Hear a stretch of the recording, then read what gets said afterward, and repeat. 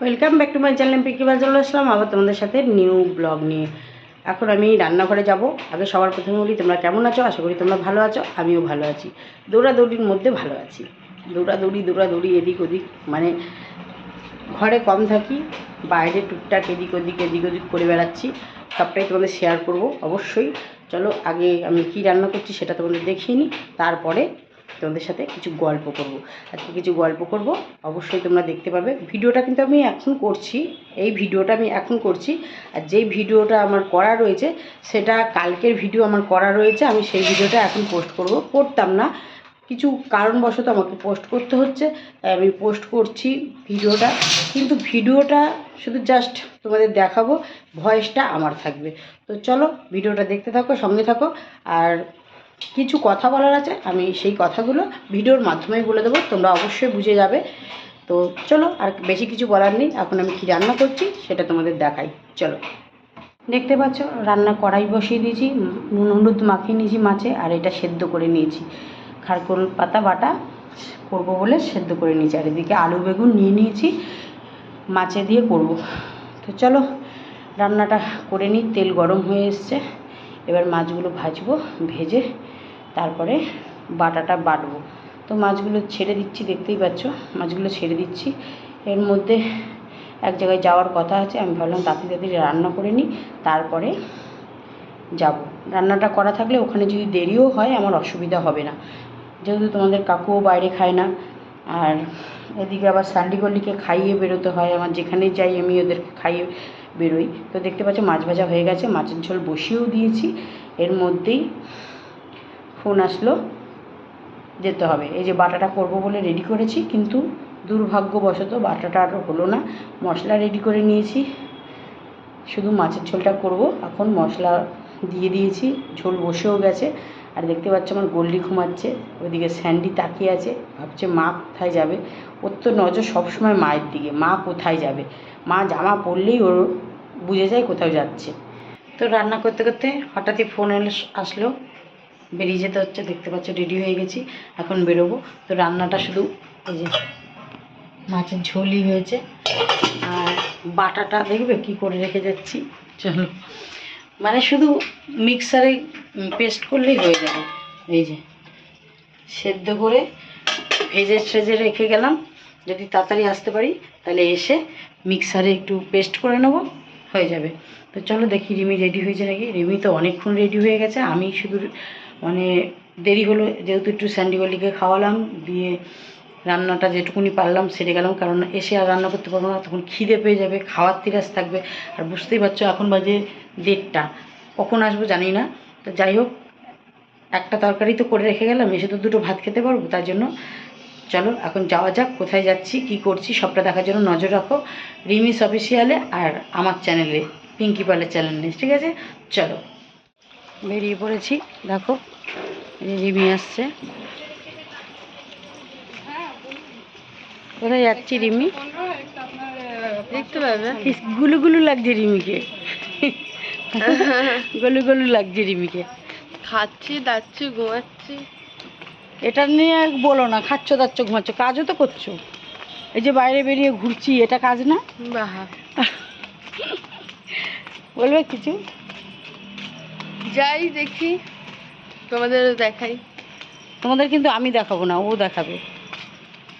ওই জন্য আমি কোথায় যাচ্ছি কি করছি সবটাই তোমাদেরকে শেয়ার করছি। আর কিসের জন্য যাচ্ছি সেটার জন্য নজর রাখো রিমির চ্যানেলের দিকে, তাই তো? হ্যাঁ, কেন ক্যামেরাম্যান তো আমি, আমাকে ক্যামেরাটা ধরে দিতে হবে। আর তার জন্য আমার ফোন চালু করলে চলবে না, ফোনটা লাগবে রিমি। আর রিমি পুরো ভিডিওটা দেখাবে, আর এটা পুরোটাই রিমির উদ্যোগ, তাই তো? উদ্দেশ্য, তাই তো নাকি?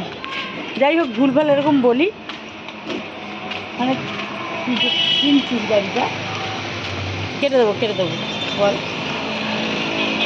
পরে বলবো, এখন টোটো ধরবো, চলো টোটোটা ধরে নিই, তারপরে তোমাদের সাথে শেয়ার করছি। টোটো একটুখানি শেয়ার করবো, বেশিটা না, ঠিক আছে? চলো, তো চলে যাচ্ছি, দেখতে পাচ্ছ যেখানে যাওয়ার কথা সেখানে যাচ্ছি। তোমাদের পুরোটা আমি শেয়ার করতে পারছি না, কারণ পুরোটা শেয়ার রিমি করবে। অবশ্যই তোমাদের একটু ক্লু আমি দিয়ে দেবো, সেইটুকু তোমরা দেখতে পাবে। সেখানে যাচ্ছি, সারাটা দিনই কালকে ওখানে কেটে গেছে। 4:30 পৌনে 5টা নাগাদ বাড়িতে ঢুকেছি।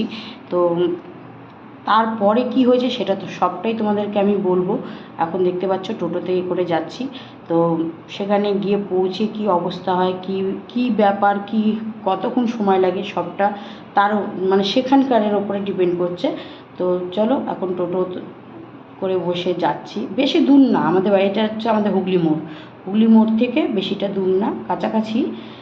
তো তবু হেঁটে যাওয়া যায়। আমরা অত রোদ, অত গরম, তাই এই দেখো পোলের তলা দিয়ে যাচ্ছি। হুগলি মোড়ের যে পোলটা, সেই পোলের তলা থেকে যাচ্ছি। কেমন লাগছে কমেন্ট করো। হ্যাঁ, কেমন লাগছে কমেন্ট করে বলো। আমি ফার্স্ট এসে বললাম আর এইটাই রিমির চোখে ধরে গেছে। তো তো বড় কথা, আমার নামে করতে চাইলাম, বাট ডকুমেন্টস আমার হবে না, কারণ আমার এখনো 21 বছর হয়নি। তাই জন্য মায়ের আর ভোটার কার্ডও হয়নি। ভোটার কার্ডও হয়নি, তাই জন্য আমার কোনো ডকুমেন্টস হচ্ছে না বলে মায়ের নামে নেওয়া হয়েছে। নমিনি আমার রাখা হয়েছে, পরে আবার আমার নামে করে নেবো আমি। ট্রান্সফার করে এখান থেকে আসলাম তখন 4:30 পৌনে 5টা বাজে। এর মধ্যেই রিমি আমাকে ডাকলো যে মা শোনো। দিয়ে আমি গেলাম। আমাকে বললো যে এরকম প্রীতমের নাকি খুব শরীর খারাপ, ওর বাবা মায়ের খুব শরীর খারাপ, ওরা হাসপাতালে ভর্তি, ও যাবে। তখন বাজে সন্ধে, দেখতেই পাচ্ছ সন্ধে হয়ে গেছে। আমি এখন স্টেশনে বসে আছি, ট্রেন আসবে। সন্ধে হয়ে গেছে, তাই এবার ওকে তো একা ছাড়া যায় না। আমি বললাম চল তোর সাথেই যাব। তো এইটা দেখতে পাচ্ছ যে স্টেশনে, এটা ফেরার যাওয়ারটা তোমাদের একটুখানি এক ঝলক দেখালাম প্রথমে যেটা রয়েছে।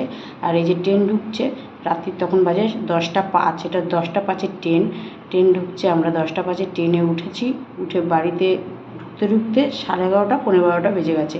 তো দেখতে পাচ্ছ ট্রেনে করে আমরা ফিরছি। কেউ কিন্তু ভুল ভাল কেউ লটালে তোমরা বিশ্বাস করবে না। ভিউয়ার্স যারা আছো তাদেরকে বলছি, যারা কাকিমাকে রিমিকে ভালোবাসো তাদের বলছি, ভুলভাল কিছু কানে দেবে না, সবটাই দেখে নাও ভিডিওর মাধ্যমে। আমি সবগুলো তোমাদের দিতে পারছি না, তাই বাড়ি চলে এসেছি।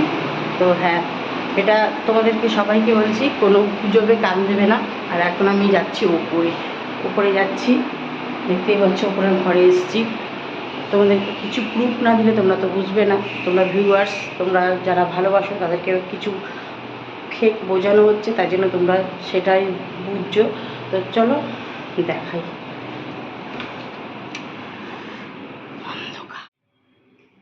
ফ্যানটা চলছে না কেন? এই তো ফ্যান চালিয়ে দিলাম, এসি বন্ধ রয়েছে ঘরে। আচ্ছা,